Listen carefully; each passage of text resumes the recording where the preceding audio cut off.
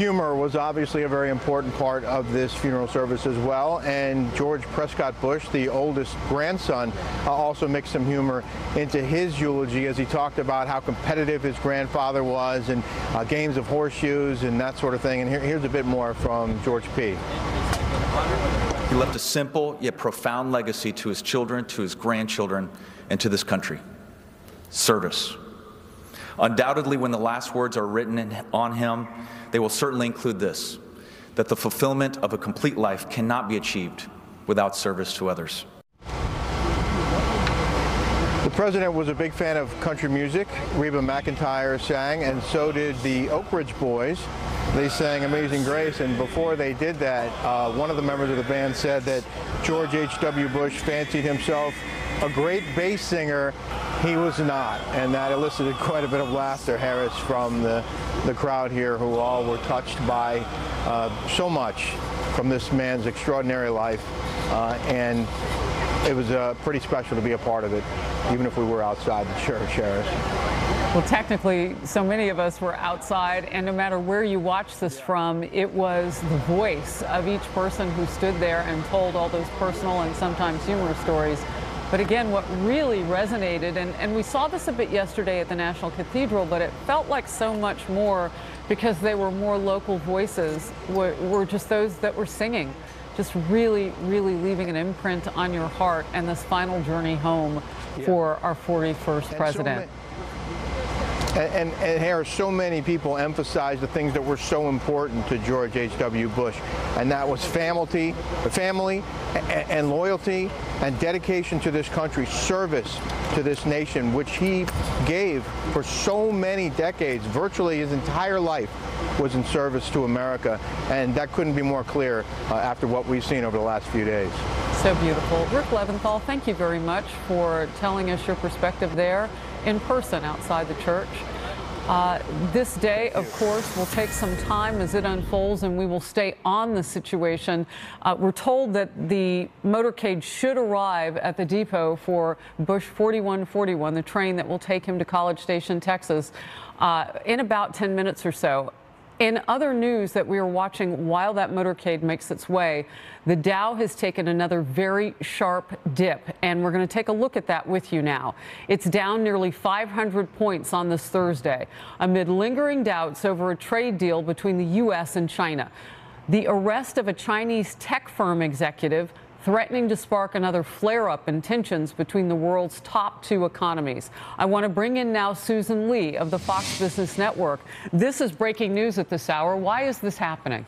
Well, Harris, we've seen 8 600-point-plus moves this year already, the latest being on Tuesday when the Dow lost 800 points. That's the fourth largest single points losses in the Dow's history. And right now the concerns, I would say, are threefold. As you mentioned, the U.S.-China trade truce with the arrest of Huawei, which is one of the largest technology companies in China. Its CFO, also the daughter of the founder in Canada, reportedly for extradition to the U.S. That's not going to help the trade truce. In fact, investors don't think it's going to hold, and that could escalate tensions further. Also concerns about global growth. We're talking about Brexit once again over on the European Union side. And then it's about higher interest rates. Higher interest rates that may impact the U.S. consumer going forward, and the 10-year Treasury yield, which actually has come down because investors want to run for the safety of government bonds. But there's a distortion effect. I won't get into the technicalities of it all, but basically it could be a recessionary indicator. But I want to keep things in perspective for you, Harris, and your viewers. We're 10% away from record levels that we hit this year, and we've quintupled from the lows back in 2008 during the global financial crisis. Right, and people who are watching and who aren't going to pop open their 401ks and make any decisions just in the last 3 or 4 weeks know that that was a decade ago, and things will pitch up and down. But I want to ask you just about 2018, because now we're wrapping up the year, and all of those gains, I believe your network's been reporting, our sister, that those gains were wiped away several weeks ago. What does this latest dip do for people's retirements and investments at this point for 18?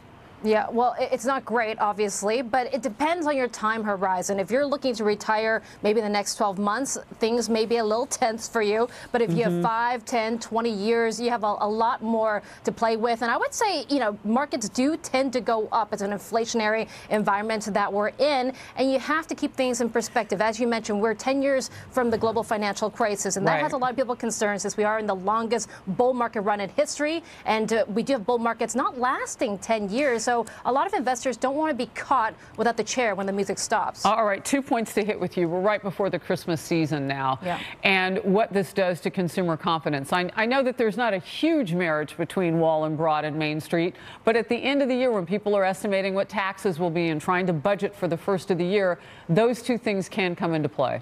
Of course. How wealthy do you feel in your wallets right now? How confident are you that you'll find a job, you'll be able to pay for your health care, for your education, and go out and spend during the Christmas season? We had a blowout Thanksgiving week. Sales went up 40%. Consumer confidence is at 18-year highs, and we're forecasting the first $1 trillion holiday shopping period in the country's history. So right now the consumer is feeling confident. You're having 200,000 jobs created each and every month. That doesn't sound like a recessionary environment, but I guess the markets, they budget and plan for the future. And right now they're concerned about what's going to happen, not just next week, next month, but 18 months from here. Last quick point, the tariffs and where we go from here. There's the ceasefire between China and the United States, and then we learned, well, maybe that wasn't a firm deal. Real quickly, where are we?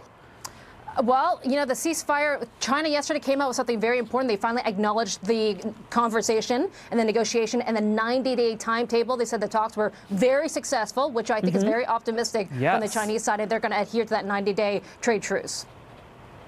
All right. Susan Li, the Fox Business Network will continue to watch this. While you and I were talking, it seems to have stabilized. I don't know if there's any connection there. Thank you, Susan. Another Fox News alert now. A bipartisan group of senators has just introduced a resolution to hold the Saudi Crown Prince accountable for the murder of Washington Post columnist Jamal Khashoggi. The measure states the lawmakers believe Mohammed bin Salman was, quote, complicit in Khashoggi's death. Joining me now